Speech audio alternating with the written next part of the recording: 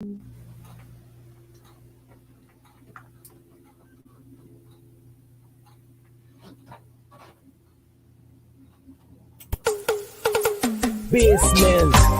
level vibes with another one, straight up blackness. Aye, who tell the truth? Mark Benscop, defend the ghetto youth. Mark Benscop, radio station is the fruit. Mark Benscop, straight up from the root. Mark Benscop, who tell the truth? Mark Benscop, defend the ghetto youth. Mark Benscop, radio station is the fruit. Mark Benscop, straight up from the root. Mark Benscop, I do it for the love, him not do it for no money. Straight up, him attack, educating everybody. Big up my friends and big up my family. Turn on the radio, catch the vibes, it's integrity. Straight up, Benscop stands for unity. One people, one nation, one destiny. Free up the truth in the air, even the blind can see. The deaf can hear, the dumb can talk, the cripple can walk. Boom, who tell the truth? Mark Benscop, defend the ghetto youth. Mark Benscop, radio station is the fruit. Mark Benscop, straight up from the root. Mark Benscop, who tell the truth? Mark Benscop, defend the ghetto youth. Mark Benscop, radio station is the fruit. Mark Benscop, straight up from the root. Mark Benscop, we have to gather wrong, grab a seat and sit down, pay attention. Education, liberation, we have to stand strong. Benscop upon the radio, lively up the program. Everybody call somebody and let them turn and tune and on the radio and catch the boom song. We boom it up already, we have to boom it up again. Expose and reveal him, who tell the truth? Mark Benscop, defend the ghetto. Hello, this is attorney Shellen Washington, owner and founder of the Washington Law Firm, located at 455 Utica Avenue in Brooklyn, New York. We're specialized in medical malpractice, personal injuries, matrimonial law, and landlord and tenant. If you're in need of legal representation, please give us a call today. The number to call is 718-877-3100. Consultation is free at no cost to you, so call us today to see if we can be of any assistance to your legal needs. Again, the phone number to call us is 718-877-3100.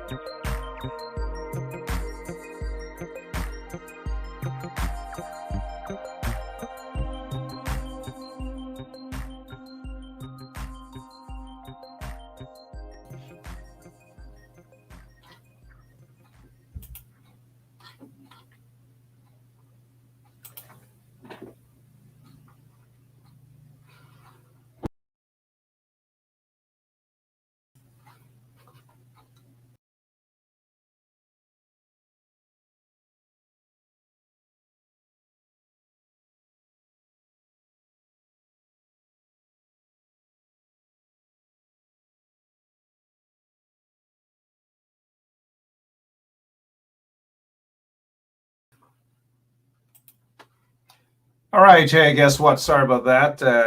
Sometimes when you step off the minibus and you forget that you didn't pay the conductor and you have to make that U-turn. That's exactly what happened just now. Imaginary, mind you.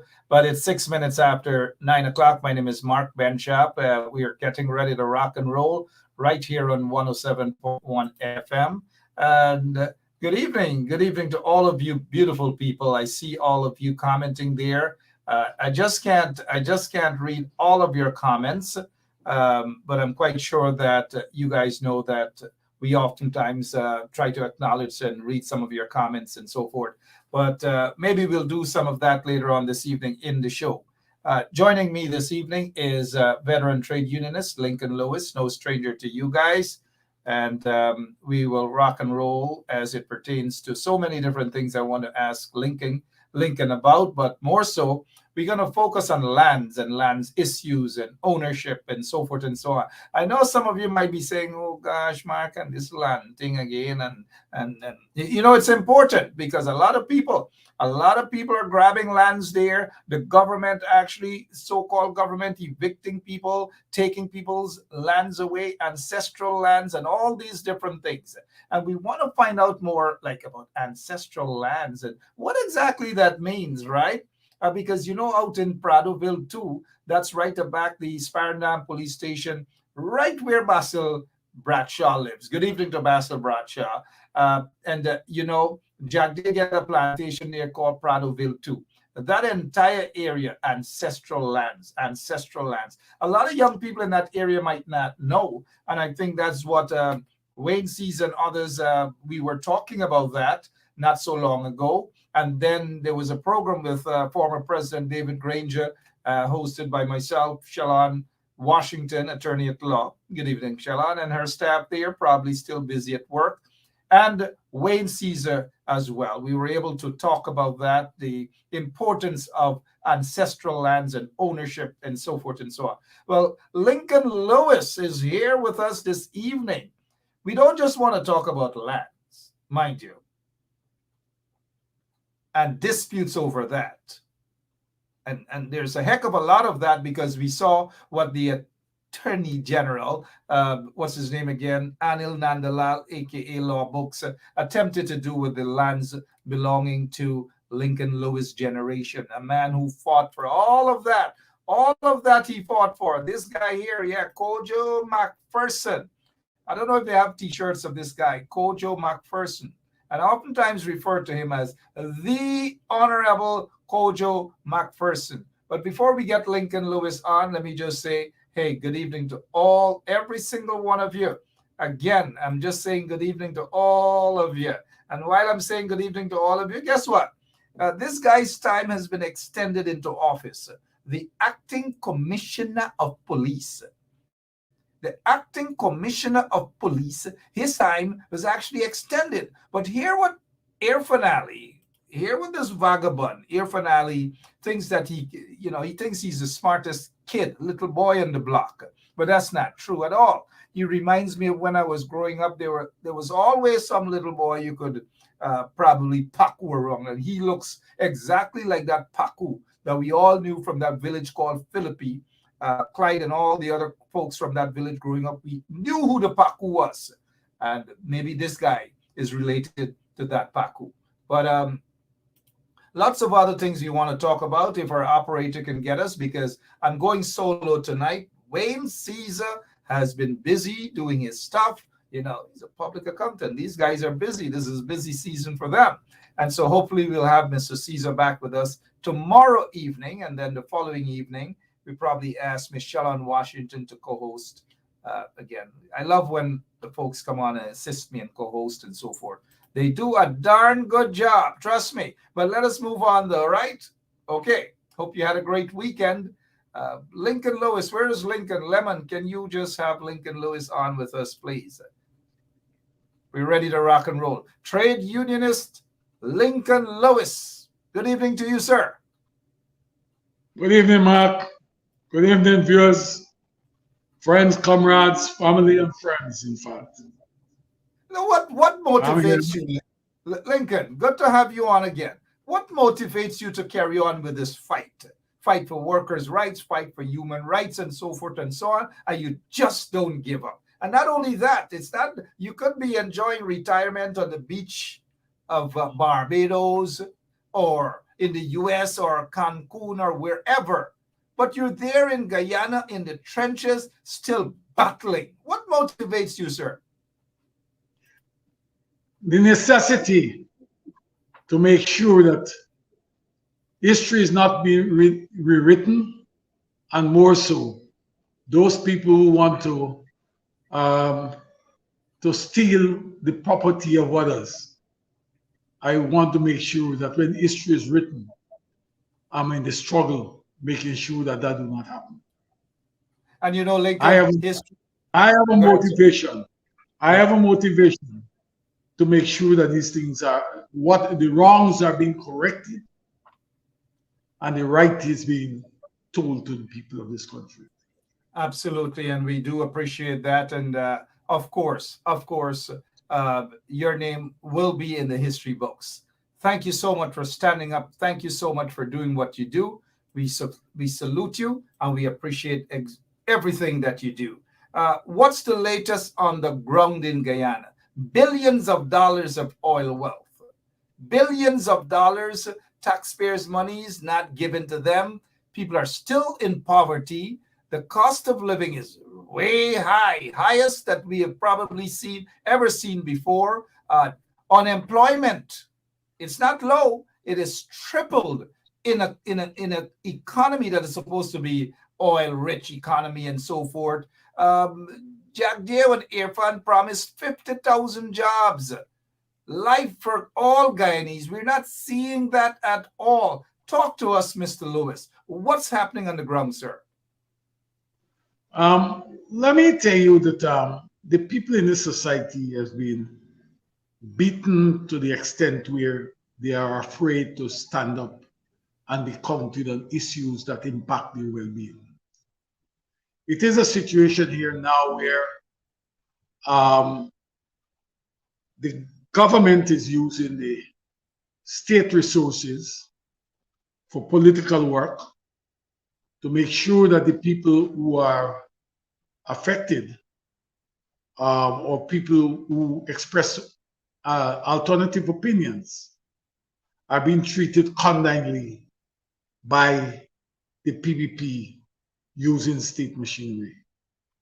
And for that reason, a number of persons are afraid to even, while they may be dissatisfied with what the government is doing, they're afraid to speak out or to stand up at any point in making sure that things go in a certain direction. That is, so what you have there is a high level of fear. A high level of fear do exist. And one has to realize that those who are not fearful will be in the minority, like myself and others. We will be prepared to cross the line. So basically, while they do not have anything, while people are dissatisfied, in fact, with what is taking place, what is happening is that they are not prepared to stand up and fight the juggernaut. The government is using state resources for party reasons. They are distributing the wealth of this nation to their supporters and friends and family. And while they're doing that, while people are aware that that is what they're doing is wrong, you will not have people standing up.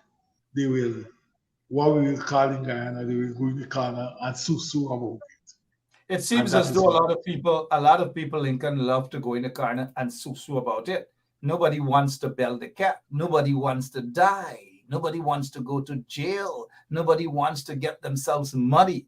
They want the good things. They want to enjoy it. Some of them talk up on social media and that's it. And that's the sort of activism we see on social media, but not on the ground.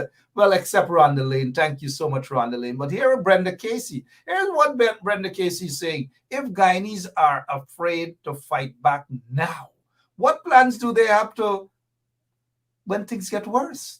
And things under this corrupt installed PPP regime will get worse. That's the question. What happens then, Lincoln?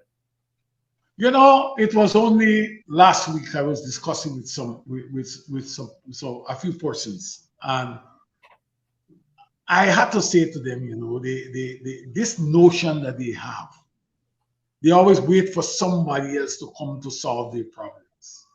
They will tell you about the ABC countries and what have you. If you observe, I am a person who have not concerned, but I believe that the ABC country will continue to look after their interests. What is their interest is only they know. What we have to do as a people is to look after our interests. Take a pin We right always there. Take a pin right there, please, Mr. Lewis. And the key point there is the Americans and other people are looking after their country's interests.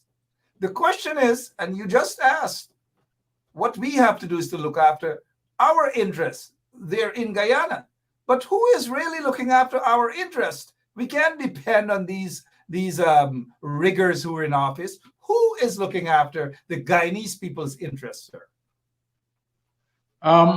The PPP will not look after your interests, and I always believe in that. Believe that they're bad for this country.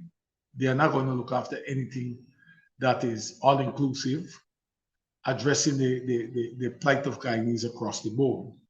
I always say that this is a bunch of brigands. It's a bunch of buccaneers. It's a bunch of men and women who will exploit even their own family to get what they feel they ought to have.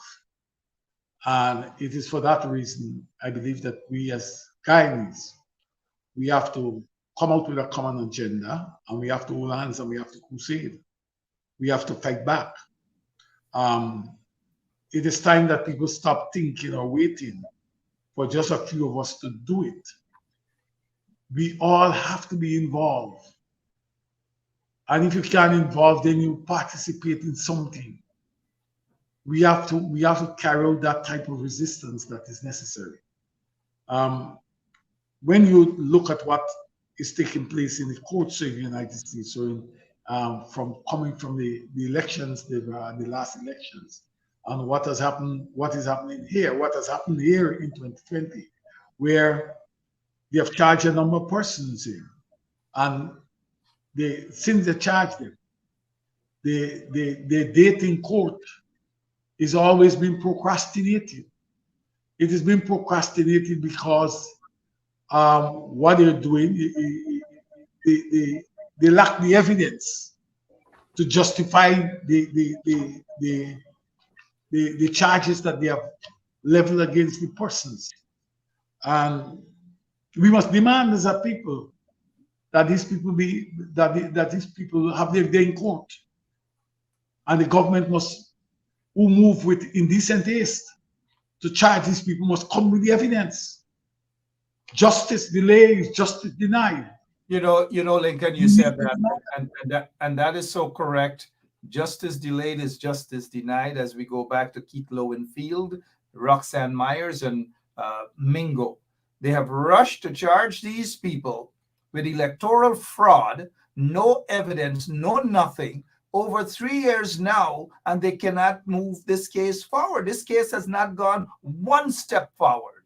Yet they came up with some farcical, commission of inquiry into the 2020 general and regional elections, spent hundreds of millions of dollars. That has since concluded. But this case with these folks is still languishing. I don't know, Lincoln, when are we going to Niger up? I'm sorry. When are we going to get our act together, so to speak? I always believe, Mark, that there will be a time. People are going to be pushed to the point where they will have to react as when you close the windows and the doors and you beat a cat, it jumps on you after. I hope that the such examples that this government will use or understand the meaning of it and turn away from the wicked ways. Something has to be done. I can't say next week it will happen. I can't say the other week. Many persons when they do have political power, they don't believe that the power belongs to the people. They believe that the people are their subjects. But a time will come when they saw people that they underestimate or believe that they have under their tongue will react to it, will react to what is being done. The people never thought that in 2011 they would have lost the parliament. They never thought that in 2015 they would have lost the executive. People will react at some point. At some point, people will react. We can all ask that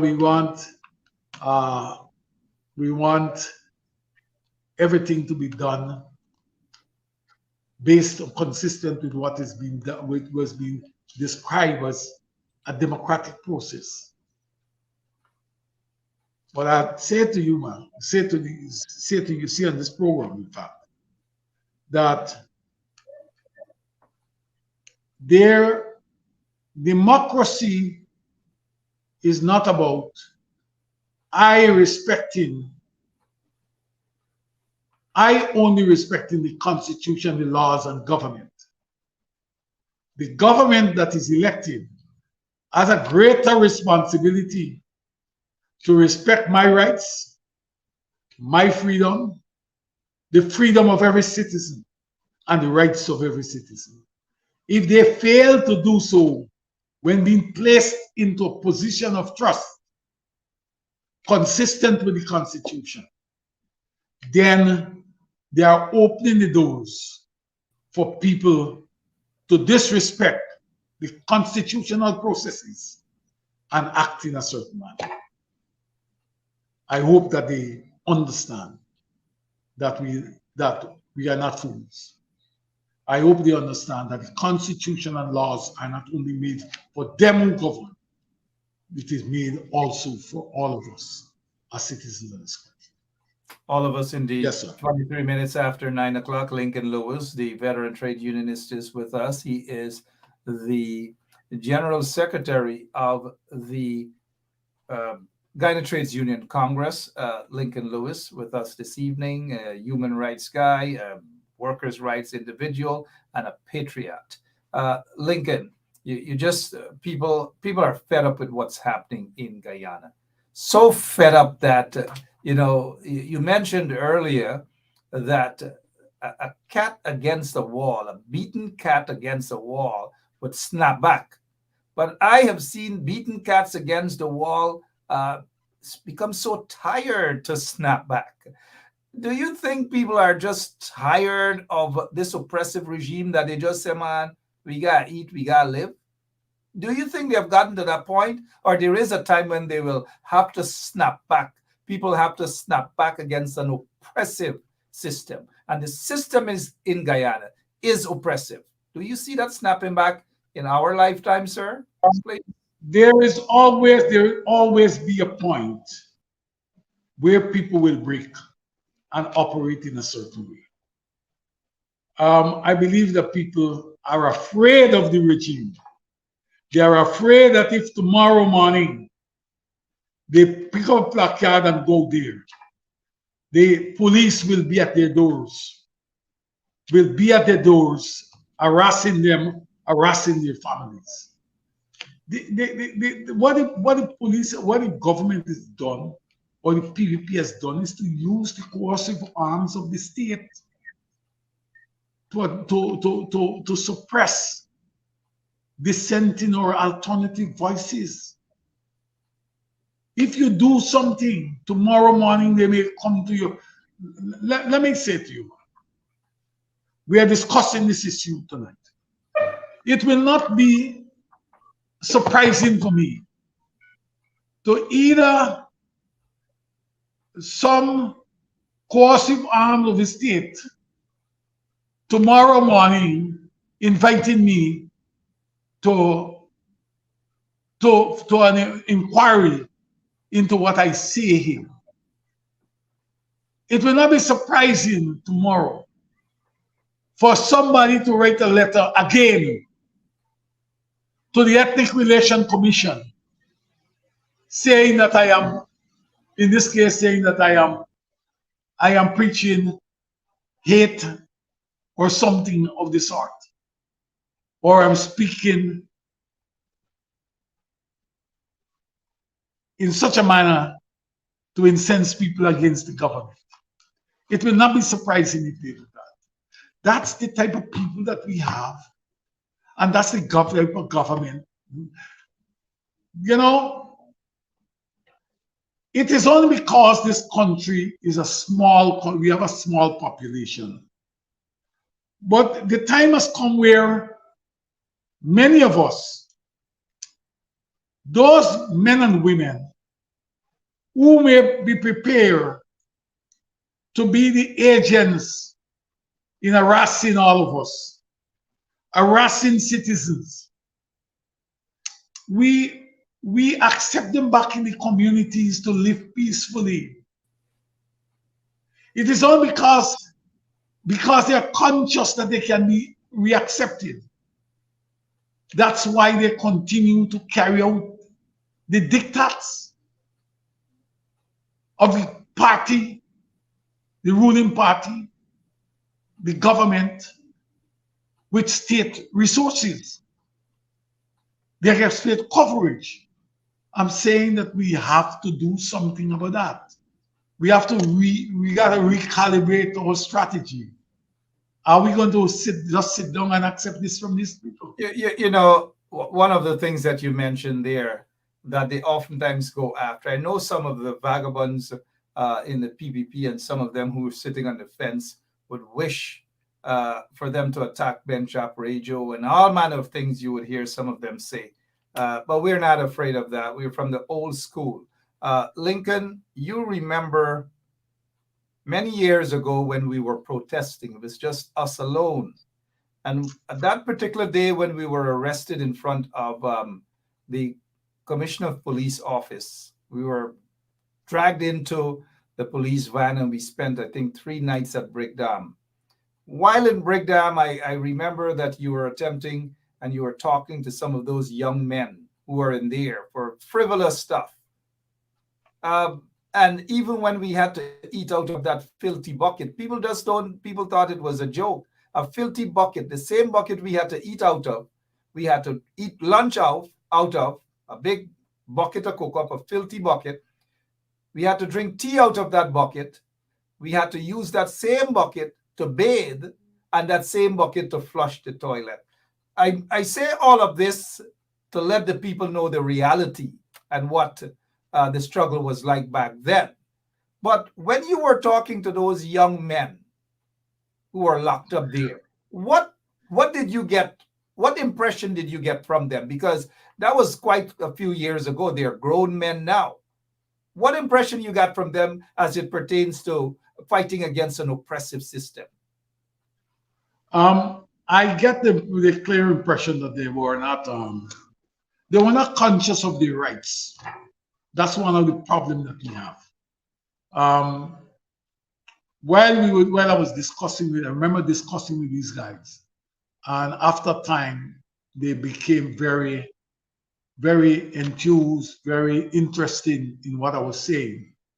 And until now, there's one guy who I always remember, because after we left that prison cell,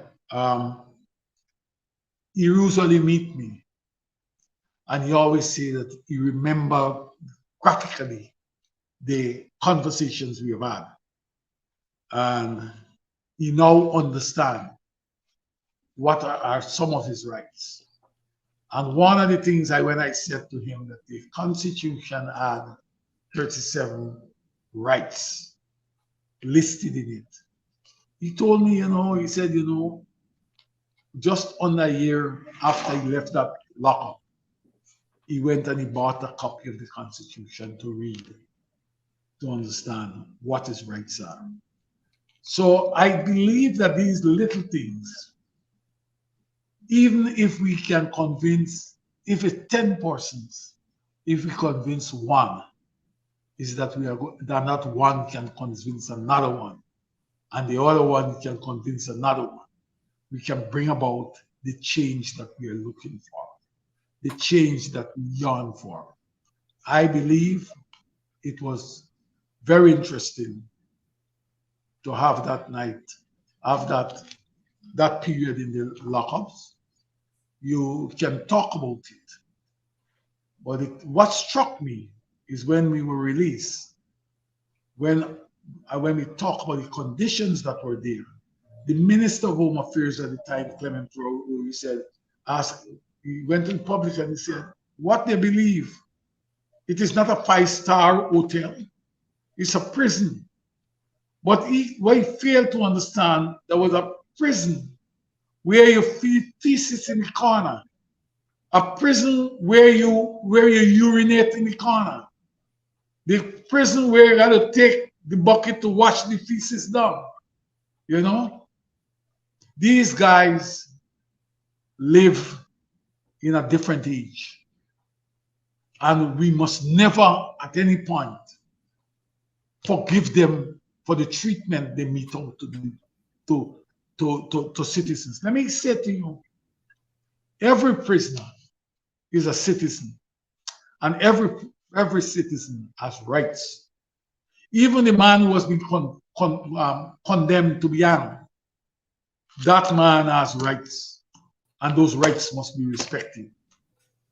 These people here do not believe in respecting rights for anybody else.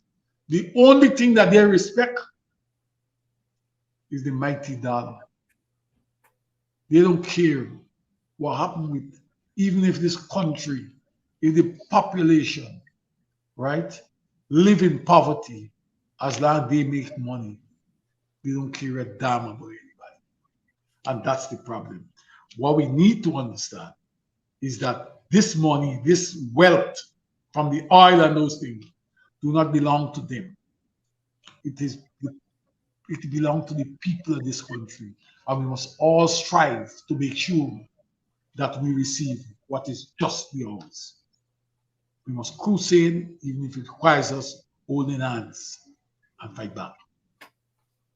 They don't like that term, fight back, because when they were in the opposition, they have said some crude things on their radio station while they were operating there at Freedom House. Some very crude things. Nobody went after them for anything. But I want to bring to our listeners' attention, and to you, Lincoln, this is the problem. We'll just give this guy his little couple of minutes of fame. Ramyo Chandraban says, I almost took his name for contraband, but sorry, Ramyo. He says, move away from racism talk. Number one, you see the problem with these Nimakarams, like Romeo. When people talk about reality, especially persons of African descent, it suddenly becomes racism talk. But anyways, he says that's all strategy for dividing the people. Irfan Ali and his goons are doing just that. But we are talking about a reality that is happening in Guyana. And that reality, hopefully, they will get to a point where it becomes equality for all the people of Guyana. Guyana is not just a one Guyana thing. Guyana is one people, one nation with one destiny. Forget about this crap about one Guyana. But you notice how these Nimakaram come out and they try to make it, oh, it's racism. And it's, oh, I'm just sick and tired of it. Look, Lincoln, let's take a quick break. I'm sick and tired of it. And I just want to, I'll play this with this Nimakaram, Ramayo, or Ramiho, or Ramhu, or whatever. This is for him and others like him in terms of that sort of thinking. Here. Yeah, my name is Jasmine Kaldata Francis Vietnam, and since 1965 I become a voter, and I always place my ex next to the cop, and what they are doing today, I can't take it. So I have no more vote to give to PPP anymore. I'm not going to vote anymore no more. If they have to lose by 1 vote, they're losing it by data. All right, we just thought we'd take that quick break. But why is it though, Lincoln? Now we're talking about issues. We're talking about things that are affecting Guyanese, yes, but also from an African Guyanese perspective. It is as though African Guyanese can't have a view. You can't have an opinion about anything. You can't open your mouth about anything. It's racism. You can't say that you got to fight back against an oppressive system is calling for, what is it, all manner of dotishness. But what is your take on some people when we talk reality, it's about racism for them? Well, that's our racist thinking. When you put evidence in front of racists, the only thing you can see is race.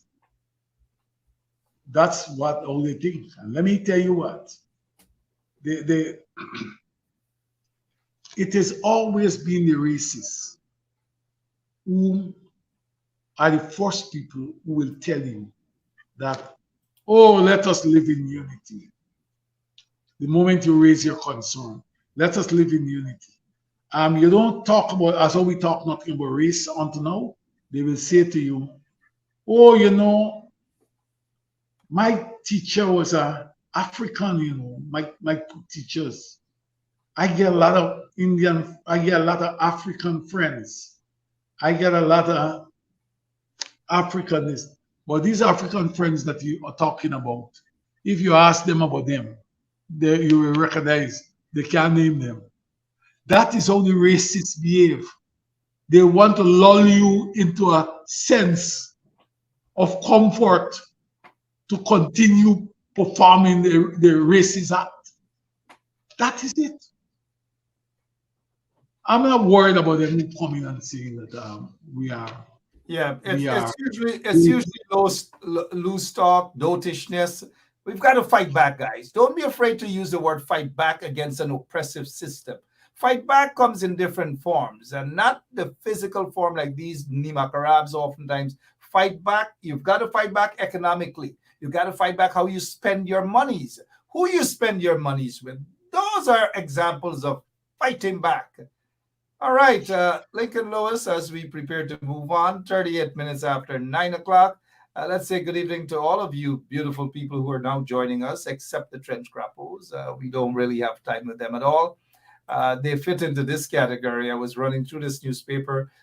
There's a course at Princeton University that teaches students that Black people should be considered disabled. Lincoln, you're right to get that facial expression, man. You're right about that facial expression. And Black people, including that Nimakaran, Chabararan, or Garbajan, or whatever his name is, because he dark more than God in heaven knows what. Lincoln, let's move on to more serious stuff. Former chairman of GCOM, Claudette, well, not Claudette Singh, Patterson, sorry. Patterson passed away. Patterson happens to be a blood relative of mine, and so extending condolences to the entire family. Your take on the passing of Justice Patterson, sir? I'm not a person who believes in untimely death, but I believe that Patterson has made a significant contribution to this region. He has worked as a judge in Guyana. He has worked in Grenada. His record is impeccable.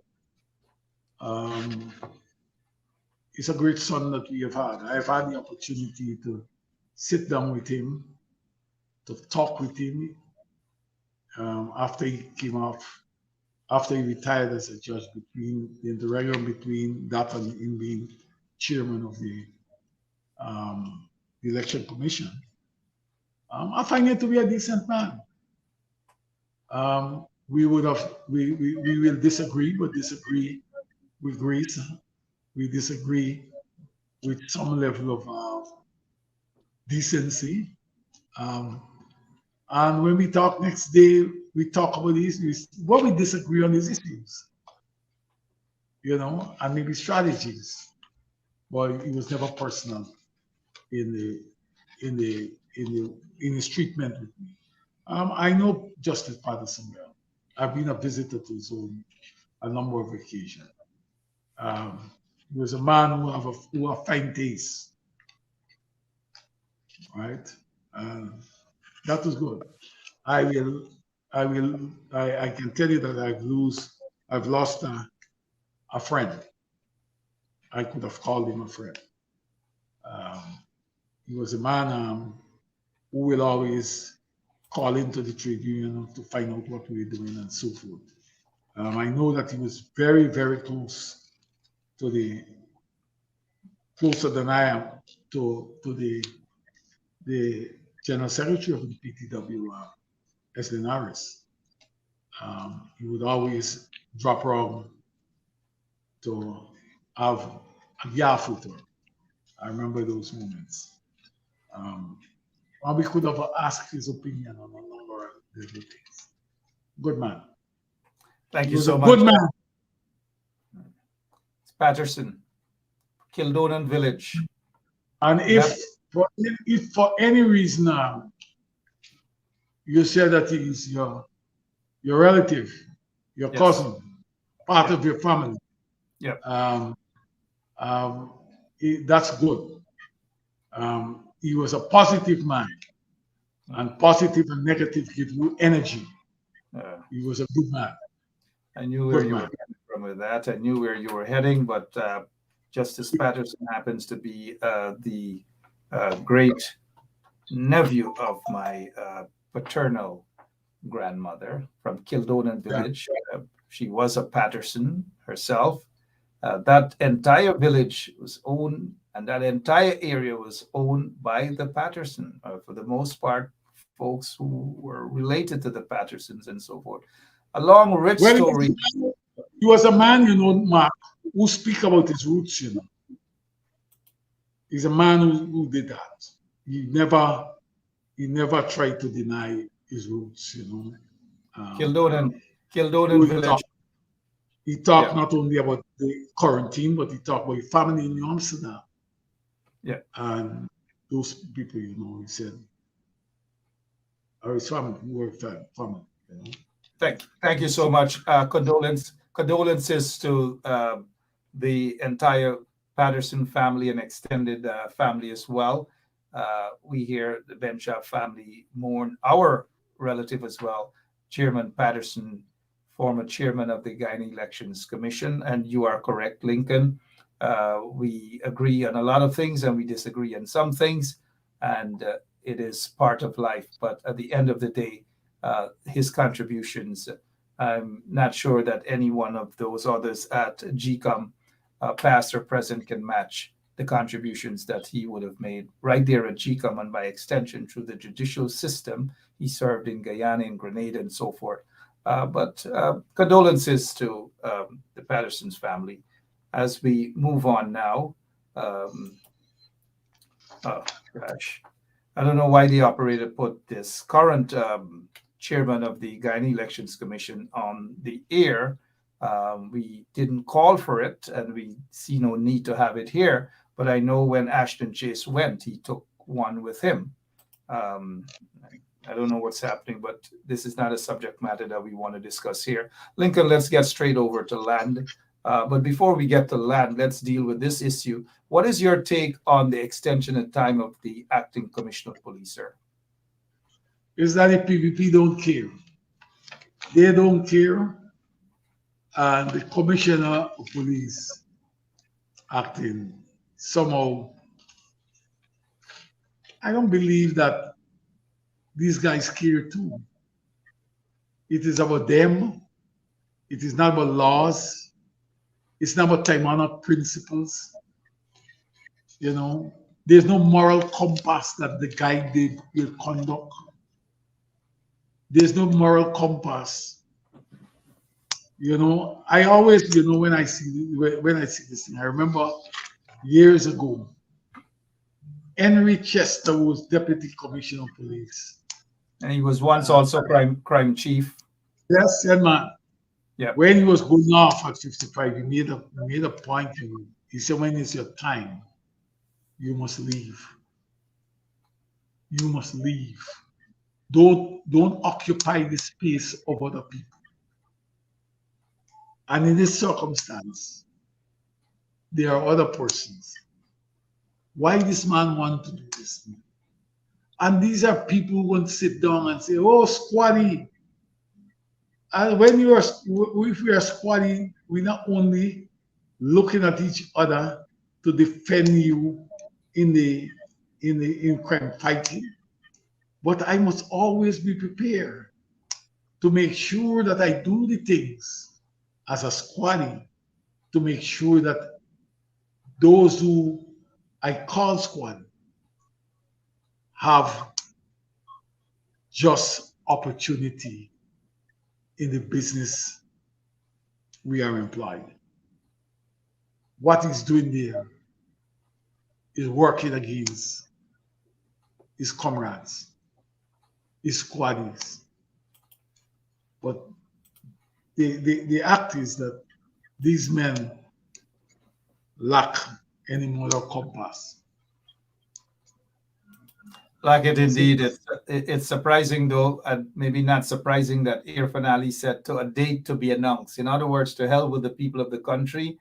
They just don't care. Somebody needs to challenge these Paku in the court so that this acting guy, who's very controversial, the acting commissioner of police, who I think scored when they want before Leslie James, Commissioner of Police Leslie James became the Commissioner of Police, they did an exam. And the lowest score on that exam was, and it was common entrance level, the lowest score on that exam was set to be Clifton Hicken. Of 100, I think he got like about maybe 26 or something like that. But he is the acting commissioner of police. Crime is on the increase. People are fighting left, right, and center every day. Land. People are fighting for land, house dispute, all manner of different things. Alleged murder, suicide, accidents every day on the road. All manner of things happening in that country. I don't know. Mr. Lewis, let's move back over to land. Over the past week and a half, you guys had a beautiful function there out in the village of correct me there, Litchfield, right? And No, Kingley. Yeah. Kingley, and so forth. Talking about the rich history of that village and the fact that one gentleman, popular guy by the name of Kojo McPherson, whom you're related to, and I just must say that Lincoln Lewis is related to Kojo McPherson. It is his great grandfather, and this is a positive man. And you know, like in every family, they have positive and they have negative. And in order for that strength and that bond and that root to continue, there must be negative and positive. But this guy is a positive side of the family. Lincoln, talk to us, please. And you're on the positive side too, sir. So don't get jittery there. But talk to us a little bit and tell us about this man, Kojo McPherson, and the village of Litchfield and Kingley. Talk to us, please, sir. Kojo basically, he virtually started the village movement. He was the man who purchased Litchfield. Purchased Litchfield, and what he did was to bring a number of persons on board and make sure that they offer land, and they purchased the land.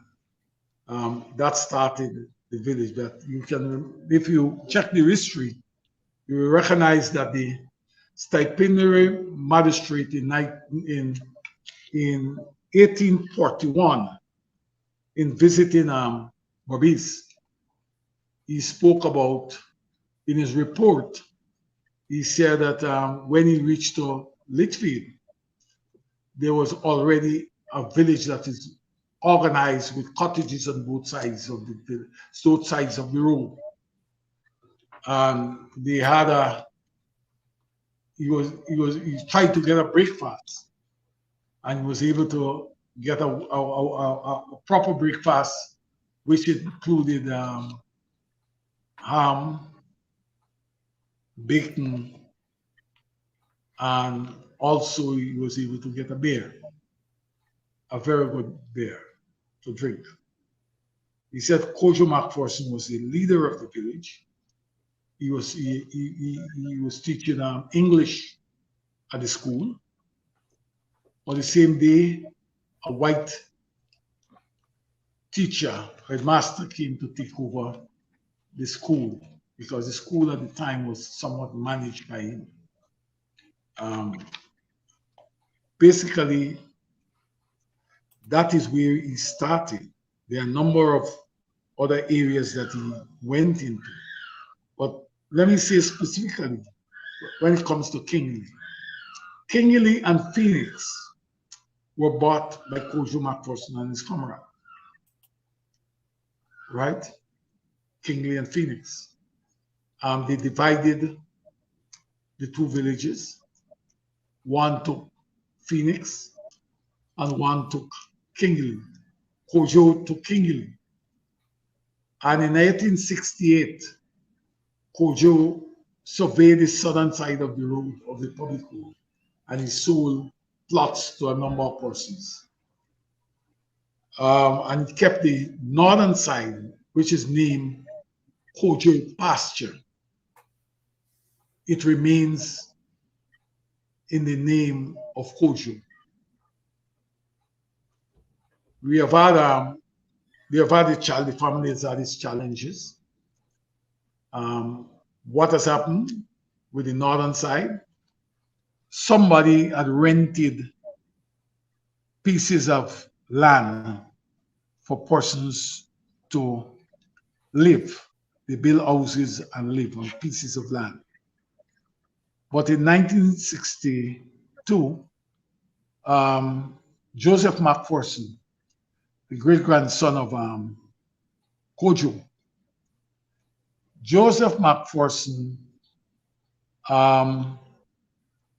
surveyed the land, surveyed Kingley, and the persons who used to be paying what we call like a rent for those lands, those lots that they were living on, challenged it in the court of Guyana. So the land was not able to transfer from Kojo to his heirs. We have had that problem. So the number of persons who may be living there now are not aware of the challenges or aware of the history of that land. In 2020, January, myself and others went in and we surveyed that land. 2020 January. By 2020 September, late September, after the government changed and the PPP came to power, they began to move to occupy the land. I remember well when they moved to occupy the land. I remember well, I decided that I'm going to move to the area. It was a Thursday that they had started the process. And Friday afternoon, I decided that I'm going to go to Kingley. If I remember very well, it's like seeing the issue in front of me. And I remember before I left home the next morning, I was talking to my wife and a good friend, Deborah, who you know. And my wife said to me, she said, when you go to Kingley, don't come back unless you get them people off the land. And I went to Kingley and I spent approximately 6 weeks there. During that process, we fenced a sizable portion. We fenced almost the whole village with wallable posts and barbed wire. We put up lights, what we call solar lamps. And one day, Mr. Nandalal had a meeting with the people in Kingill and tell them that is their land. And they must go, because they know it's their land, they must go and break down the fence. So they came and they break down they cut up the wire, chop down the posts, break up the lamps, and the police came after and invited me to the police station, myself and others. Wait, your own property, your generation's own property, things that belong to you guys, you're defending, you're protecting, squatters gone in, Anil Nandalal encouraged them, and because you're fighting for your land, they bullied you. On top of that, the police charged you? I don't know. Yeah, they charged me. And it's not only charging me, Mark, is that the case ran for 17 months. Every month I had to be at Weldon to really deal with this case. And it's instructive that after 17 months, the magistrate said that this is a private matter. And because it's a private matter, he can't deal with it. So he threw out all the cases. So the damage to our property went on the wayside. I was charged for two things. I was charged for assault, and the other one was using indecent language. Both of them were thrown out. The guys were boasting even in court. Man saying that, look, Nandalal tell you to break it down, and he went and he break it down. That's the type of evidence that came out in court.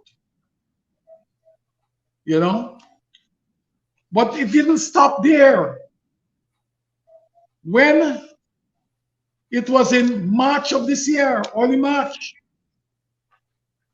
we started to put permanent fence around the place with concrete as the base. I'll tell you this. One day I was in office and I was called, and the young lady who called me put me on video. There were 7 police vehicles out there, and there were 34 policemen who were there, who came to arrest me. They came to arrest me. But I was in the TUC's office in Georgetown. The next thing I heard some months after, that I am charged for damage to property the same day that I was in my office in Georgetown, and they were at Kingill looking for me. It is that type of behavior. From March to now, I have not been issued with a summons. The government has put in place a special prosecutor, a lawyer from Georgetown, to go up there to prosecute the case. That's the type of behavior. They're using the state resources to harass people.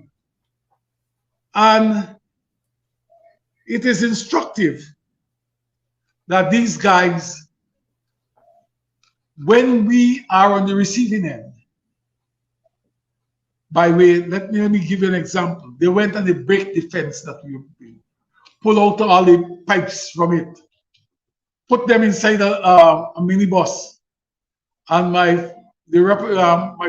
my family members converged them that night, caught the bus, the driver, and the other people right handed with the property, took them, went to the police station at Weldon. They collected the property, police collected the property. They never charged them, you know. The matter went nowhere. But subsequent to that, we were charged, myself and a cousin. We are charged for indictably for damage to property. Which property? All that we were doing is replacing the fence, the fence with the wall of a post and barbed wire.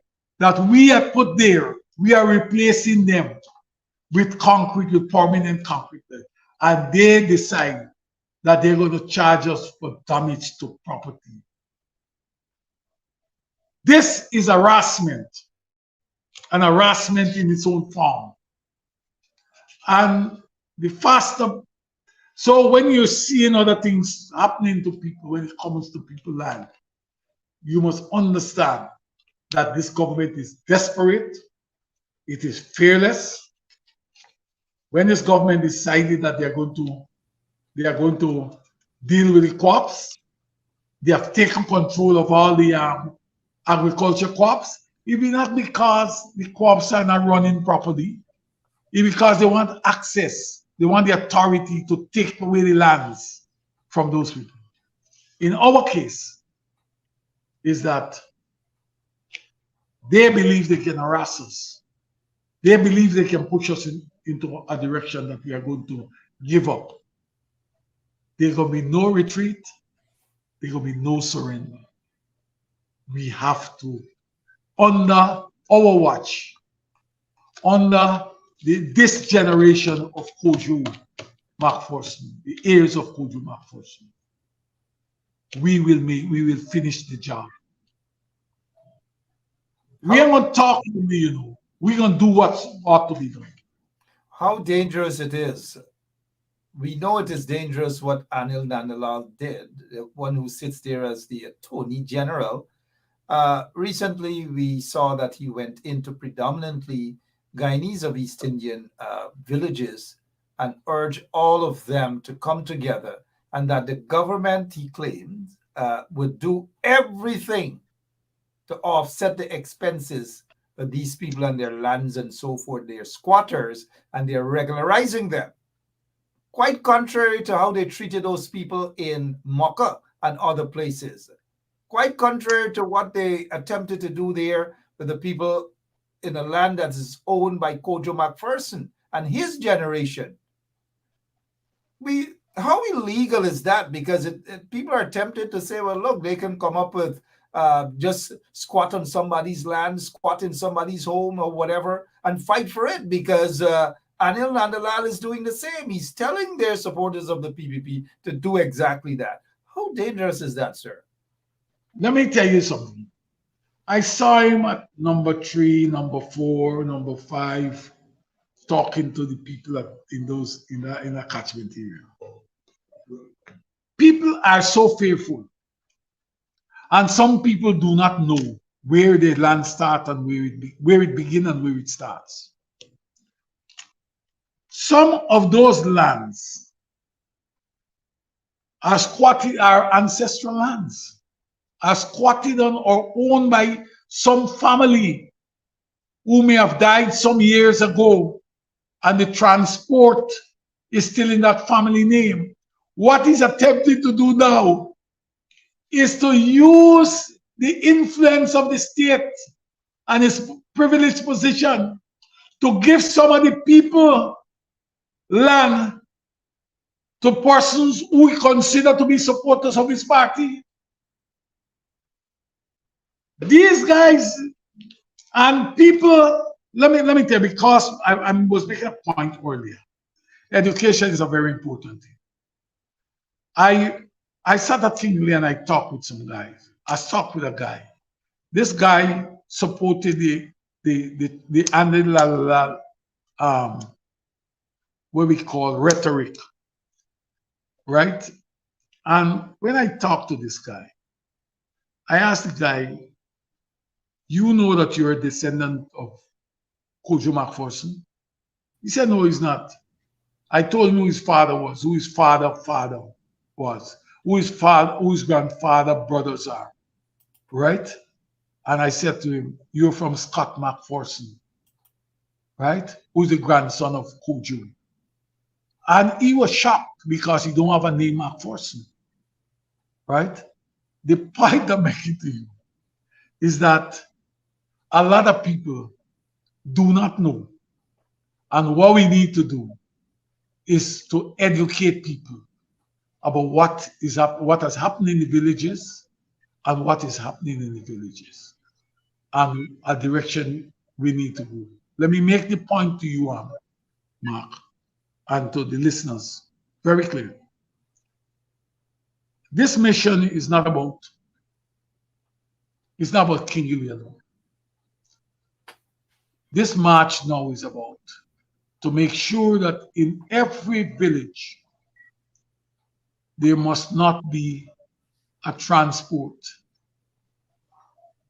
You're paying taxes on a transport that the name of it is a person who have died some years ago. Every transport must have somebody moving. We have to change this culture. And when I'm finished here with King Louis, I'm going to Litchfield. And when I'm finished with Litchfield, I'm going to number 28.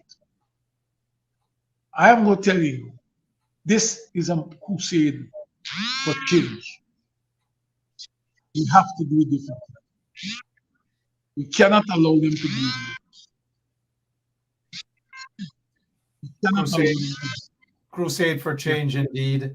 7 minutes after 10 o'clock, veteran trade unionist Lincoln Lewis with us today, talking about so many different things, including that of his great-great-great-great-grandfather, Kojo McPherson, the man who's responsible for Litchfield, Kingley, Phoenix, and all those other areas there, and to listen and to watch. And one day, Lincoln was threatened for his own piece of land, almost killed for a piece of land, a big piece of land that belongs to his generation. Anil Nandalal felt comfortable to encourage, to incite people. God in heaven knows. But Lincoln mentioned earlier the relatives of Kojo McPherson. Sometimes you don't even know who your relatives are.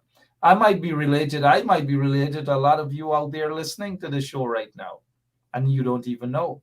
But some of Kojo McPherson's family, and we see here, he bought villages of Litchfield, Surrey, and Kingley. The entire north of Kingley was transported to Kojo, and the remains, the legacy of his heirs. This is an example of ancestral lands. Kojo was the father of 2 children. 2 alone. Strapping man, 2 children that are known. He had a son and a daughter. His daughter died at a tender age. His son, John Beaton McPherson, and 7 children, had 7 children. His children's names are John McPherson, Scott McPherson, Dobson McPherson, Alice McPherson Peters, Matilda McPherson Young, Henrietta McPherson Downer, and Samuel McPherson. The reason why our executive producer has decided to put this up, Lincoln mentioned sometimes we don't even know who our relatives are. Lincoln? Yes, it's a fact. The time has come that we who know must try to get the information to the remainder of persons. You know, take a look at this.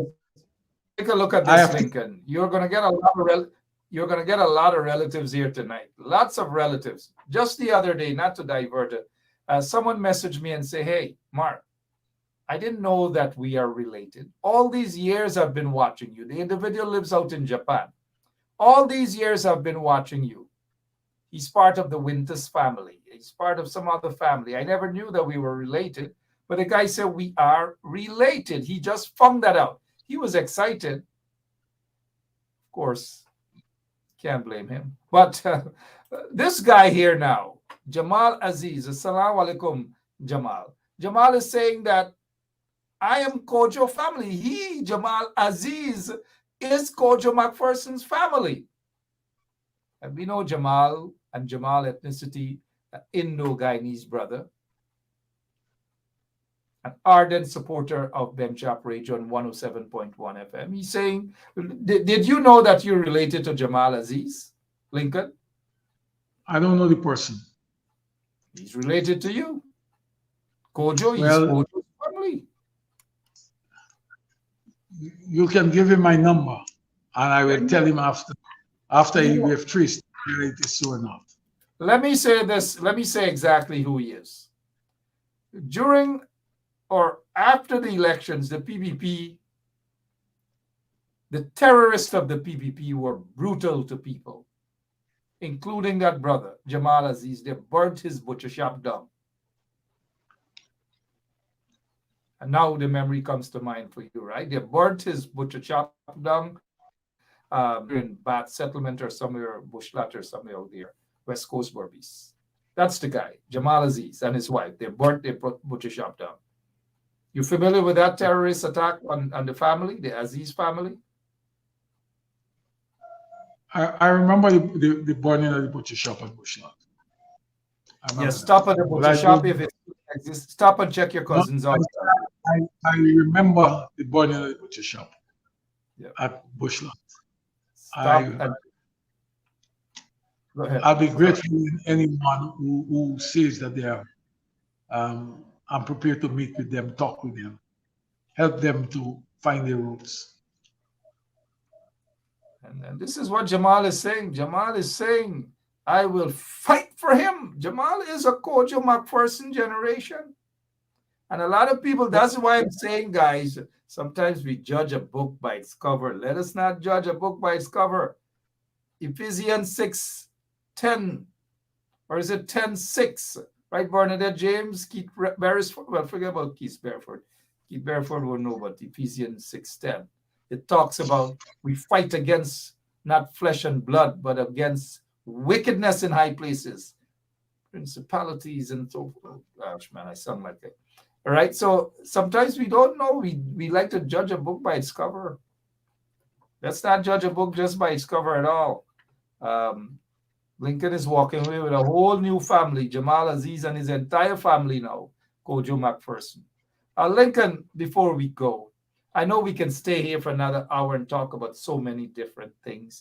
We're not pleased. Majority of Guyanese are not pleased with the direction the country's heading. $1 billion oil economy. But look how the people are suffering. And you have a man who's been installed as president there that's flying around the globe with a begging basket, begging for money to do projects, begging. He is a beggar. Your take on that before we ask for your closing remarks, sir. You know,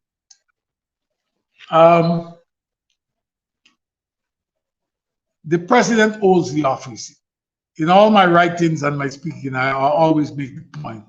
It's a Jagdeo Ali regime. I do not believe the president is in charge of anything. I believe the president is on what we call a PR stunt, and more so, his place is to meet the international community. And Jagdeo's role is to butcher the economy, is to make sure that carve out the economy, carve out the lands, carve out the building, carve out one set of money to his friends and his cronies. The president is not in charge of anything. And the faster we come to realize that or accept it, because we can realize it, but we don't accept it. Let me accept it that the man is not in charge of anything. They don't intend for certain set of people to get anything. I'll tell you a story. Listen to this story. On the 8th of March 2000, the government of Guyana signed an agreement with the Guyana Trade Union Congress. And he said what we want. We want to establish a self-sustainable community on the Linden Suzdek Island. The understanding was that we will go identify the land and we will bring the concept and put it. And when we put the concept to them,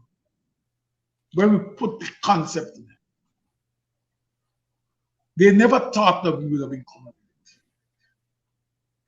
But we had 4 persons at the time who were working on it.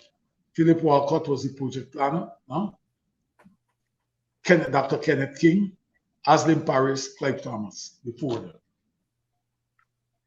And we took the document.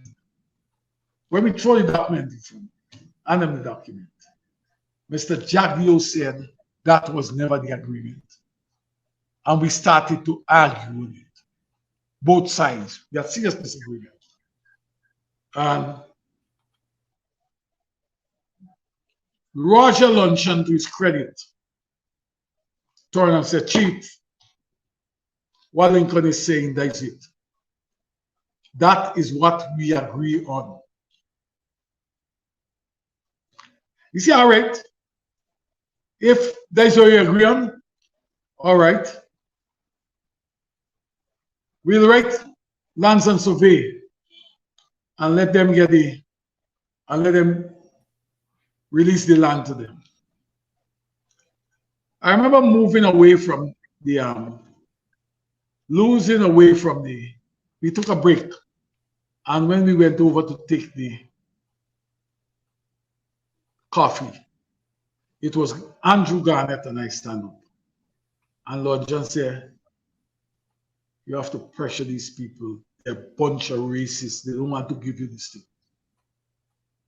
I'm telling you, that is what the man said to us. Right?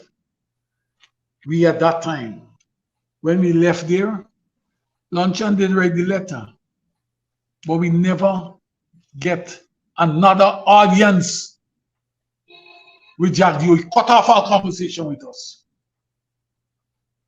I'm saying to you, that's the evilness of a man who is a significant player in this regime. If he disagrees with you or you disagree with him, it's the end of the road for any relationship or getting anything from the state. So when you see Ali running wrong there, Ali got running wrong because he put Ali there. It is he who made the deal with the devil. He who made the deal with the devil to rig the election. Many of you will want to tell me that many people will say, oh, the election wasn't rigged. Which damn election wasn't rigged? Where on earth you have valid votes without supporting documents? We have to come to realize what is happening. Serious times. Serious times. Serious times indeed. Cannot allow. Serious times indeed. Serious times. When Luncheon passed away the other day, Jagdio said that the PPP in Guyana, blah, blah, blah, lost a great man and blah, blah, blah. And what you mentioned earlier, that Luncheon said to you guys, yourself and the late Andrew Garnett, that you guys have to keep fighting these chaps, that they're a pack of racist, Jagdio and others. Yeah. It reminds me of I heard that they wanted to have a presidential candidate for the PPPC, and Luncheon's name was featured, and Jagdio and others within the PPP said that they cannot put a black man as a presidential candidate of the PPPC or general secretary of the PPPC. And you just mentioned what Luncheon said to you about Jagdio and others, that they're a pack of racists. And that just came to mind as to what they did to Luncheon as well. And maybe that's why Freddie Kissoon, when he came out with his little, when I say little, I'm talking about booklet, his little booklet, which he referred to Jagdio as an ideological racist. Mind you, Freddie Kissoon didn't compile that and did any research on his own. on his own. He got all of that from other people. He compiled it in a small thing, small booklet that is, and he placed his name on it without giving people any credit. But when he referred to Jack Day as an ideological racist, it is what it is. Jack Day is indeed a racist. Lincoln, as we prepare to close off, whatever else is on your mind that I didn't ask you, go right ahead and take us straight into your closing remarks tonight, sir. I want to make it very clear to the audience that my advocacy on the issue of lands is driven by the understanding that land is generational wealth. Generational wealth. When you get land, it can pass from one generation to the other. And I want to urge everyone, every Guyanese, that when politicians from a government who are government representatives, come to tell you, you must vote for them. You must support them and you must vote for them. If people can come from Korea, South Korea, China, and they have thousands of acres of land here, why is it that as a Guyanese, you cannot request, if you're telling me I must vote for you, I must have a minimum of 15 acres of land of my choice. I must have that. If I want land for rice, or I want land for housing, or I want land for cash farming, or whatever it is, you must demand that. Because land is generational wealth. Tell them you want 15-acre land. We have enough to share around to this less than a million population. Time to fight back and fight strategically. Time to fight back and to regain the grounds that we have lost. Good night, Mark. Good night, viewers. I hope you will continue to invite me, Mark. It's a pleasure talking with you. Thank you. It's a pleasure having you on as always. Feel free to come again as often as possible. Lincoln, I salute you again as a fighter, somebody who is still on the ground there fighting on behalf of all.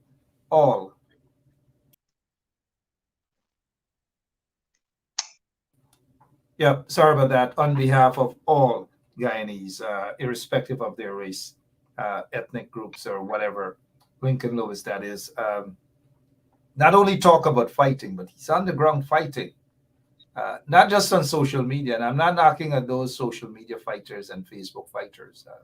Everyone has a contribution to make, mind you. But Lincoln Lewis, a double portion of salute for the fighting that you do as a human rights activist, a political activist, a workers' rights activist, a patriot. Thank you so much, and continue to have the history, the rich history of Kojo McPherson and the McPherson's family live on forever. And I'm glad that you are connected to a man who has made a positive contribution to that nation, a man who is set to be the pioneer of the village movement all across Guyana. We should hear more about Kojo McPherson, probably a book. And Kojo McPherson and others who pooled up their money, Kojo McPherson for Litchfield and Kingley, there were others who pooled up their money and bought Victoria Village, Pleasance, and so forth and so on. They probably are turning in their graves right now, seeing that a racist, corrupt regime, a regime that has rigged its way into office, that is doing so much to brutalize, terrorize, and robbed Guyanese, especially of African descent, of what belongs to them, what rightfully belongs to them.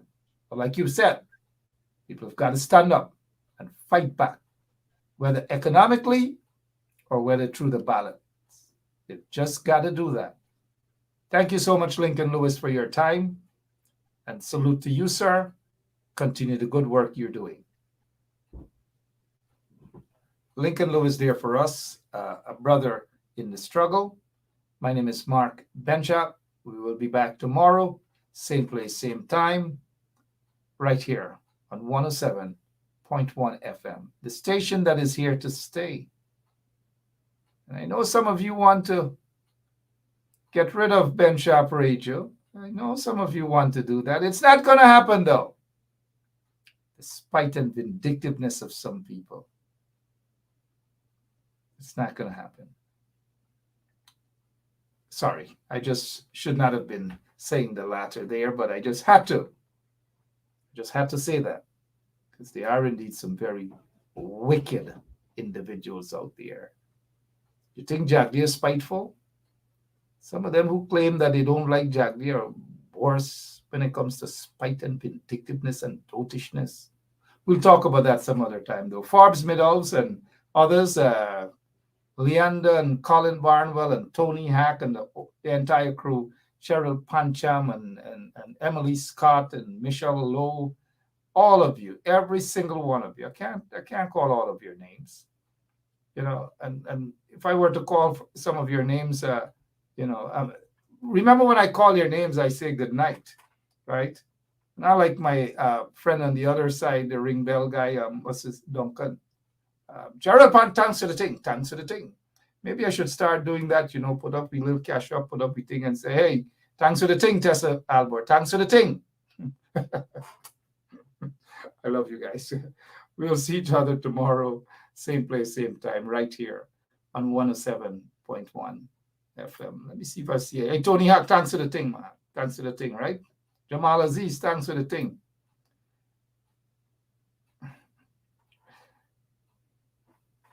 Brenda said that she's glad she's not related to me. Brenda Casey, that is. Oh, people has always pick on me just like that. Just like that. Brenda Casey, thanks for the thing. I gotta go. It's just a little joke. We're all in this struggle together. And it's not easy being on here every night. So again, don't take that as a laughing at anybody, because sometimes we do need that thing. And it's nothing harmful to say thanks for the thing. I've got to go, guys. I've got to go. Wayne Caesar is going to be back with us tomorrow night. And then on Wednesday night, we'll have Shalon Washington and others as well. We'll have some guests on. God bless you, though. So this is attorney Shalon Washington, owner and founder of the Washington Law Firm, located at 455 Utica Avenue in Brooklyn, New York. We're specialized in medical malpractice, personal injuries, matrimonial law, and landlord and tenant. If you're in need of legal representation, please give us a call today. The number to call is 718-877-3100. Consultation is free at no cost to you. So call us today to see if we can be of any assistance to your legal needs. Again, the phone number to call us is 718-877-3100.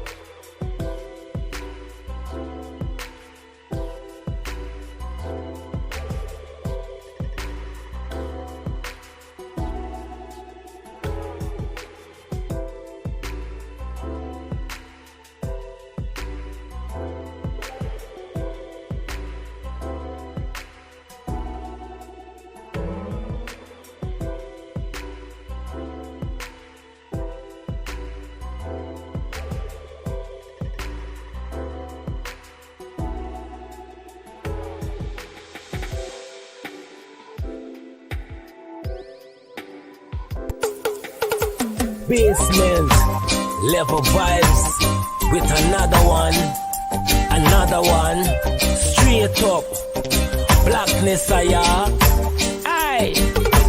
Who tell the truth? Mark Benskop, defend the ghetto youth. Mark Benskop, radio station is the fruit.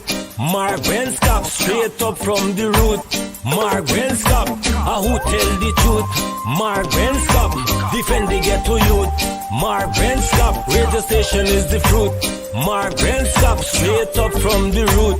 Mark Benskop, I do it for the love, him not do it for no money. Straight up, him attack, educating everybody. Big up my friends and big up my family. Turn on the radio, catch the vibes, it's integrity. Straight up, Benskop stands for unity.